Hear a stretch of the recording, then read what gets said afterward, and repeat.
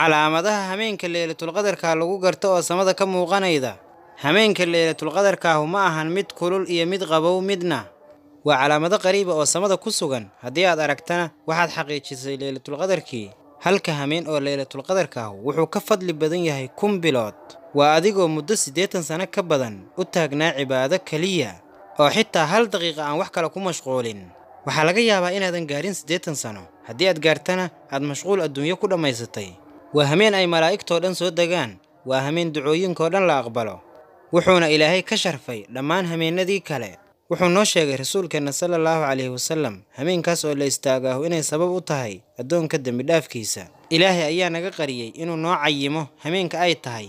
ma heleydid daliil quraanka ka mid ah kaasoo si dhaba kuugu sheegayo kuu cadaynaya hameenkaas. laakiin muuqaalkan dhexdiisa ayaan ku baran doonaa calaamado samada ka muuqanaya kuwaasoo ku tusinaya hameenka Laylatul Qadarka. nakeena aan baranne. laakiin inta aanan bilaabin ha hilmaaminina inaad muuqaalka like saartaan, channelkana subscribe saartaan oo gambaleelka u furataan si ay idinkugu soo dhacaan muuqaalada faa'iidada badan halkan soo gelino. calaamadaha laga helo samada hameenka Laylatul Qadarka. hameenka Laylatul Qadarku ma ahan mid kulul iyo mid qabow midna. cimilada ayaa ah hameenkaas mid dhexdhexaada oo khafiif ah sida jawiga guga, waxaana faafayda naacawda fudud. mu'miniinta ayaana u dareemayaan sida naacawda jannada, waxayna ku dadaalayaan cibaadada iyo ducada iyo daacada Ilaahay. naftooduna waxay isku sharaxaysaa dikriga Ilaahay iyo Ilaahay u dhawaashihiisa. hameenka Laylatul Qadarka waxaa si fiican u muuqanaya xidigihiisa. samaduna waxay noqonaysaa mid saafi ah oo nadiif ah. mana jiro hameenkaas dabaylo iyo ciid iyo boor bidaaya midna, taasoo indhaha ka qarinayda inay arkaan aayaadka Ilaahay oo ah xidigaha iyo calaamaadka ay addoommadu ku fakarayaan oo ku cibro qaadanayaan, oo ay ku qirayaan awoodda Khaaliqa subxaanahu wa tacaala iyo weynankiisa. hameenka Laylatul Qadarka subaxdiisa qorraxdu ma lahan wax shoocac ah.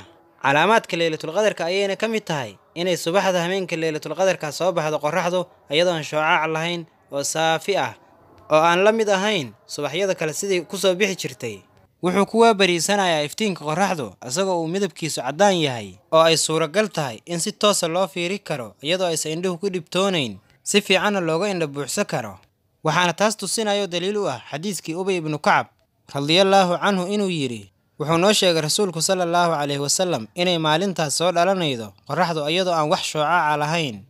xadiiskana Muslim ayaa wariyay, waana hameen aan wax xidig ah la tuurayn sida ku sugan xadiiska nabiga sallallahu alayhi wasallam. Laylatul Qadar laylatul balja la xaara wala baarida wala saxaaba fiha wala madar. waa hameen aan kulayl lahayn, qabowna lahayn, roobna uusan jirin, wax daruurana aan lahayn, walaa riix walaa yurma binajmin. dabaylna ma lahan, wax xidigana la tuuri maayo. watakuunu leylatan min layaali lwitri fi ramadaan. waana hameen ka mid ah hameenada watarka ama tirada isdheera oo ramadaanka ka mid ah. waana 10ka u dambeeya bisha ramadaan sida ku sugan xadiiska nabiga sallallahu alayhi wasallam. waqad ra'aytu hadhihi al-laylata fa unsiha faltamisuha fil 10 al-awaakhir fi kulli witrin. nabigu wuxuu yiri sallallahu alayhi wasallam, waan arkay hameenkaas kadibna waa la hilmaansiiyay ee ka raadiya 10ka u dambeeya bisha ramadaan witirkooda 21, 23, 25, 27, 29. hameenkan ayaa ku soocan xasilooni iyo deganaan iyo raaxo iyo farxad qalbiga ku sugan. qalbiga ayaana cibaadada ku macaansanaya wax ka badan hameenada kale. taasna waxaa sabab u ah inay malaa'igtu si degan ugu soo degaydo addoommada. ilaahay ayaana yiri تنزل الملائكة والروح فيها بإذن ربهم من كل أمر سلام هي حتى مطلع الفجر. mu'miniinta ayaa dareemayaan dareen gudaha ah. taasuna waa waxa Ilaahay uu ugu nicmeeyay oo farxadda hameenkaas ah. waxaa habboon in la ogaado ducada ugu habboon inuu addoonku ku ducaysto laga rabo inay tahay hameenkaas haddii uu dareemo اللهم إنك عفو كريم تحب العفو فاعف عني. waxaa laga wariyay sayyidatu Aisha radiyallahu anha wa an abiha inay nabiga weydiiday ayaa laga wariyay sallallahu alayhi wasallam. waxayna tiri rasuulka Ilaahayow bal ka waran haddii aan ogaado hameenka Laylatul Qadarka maxaan dhahayaa?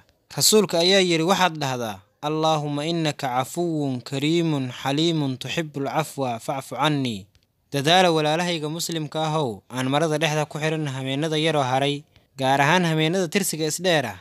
kuna dadaala ducada laylatul qadarka taasoo uu baray rasuulkeena sallallahu alayhi wasallam oo uu baray ummul mu'miniin sayyidata Aisha radhiyallahu anha wa an abiha markii ay weydiiday rasuulkeena sallallahu alayhi wasallam. walaalkayga muslimka ah waxaan ka codsanayaa inaad muuqaalkan like saarto. like-tu waxay noo tahay dhiirigelin. channelkan subscribe saar si aan ugu dhiirano inaan khayrka soo badino. waad mahadsantihiin. dumtum fi ri'ayati Allahi wa amni. Assalaamu alaykum wa rahmatullahi wa barakatuh.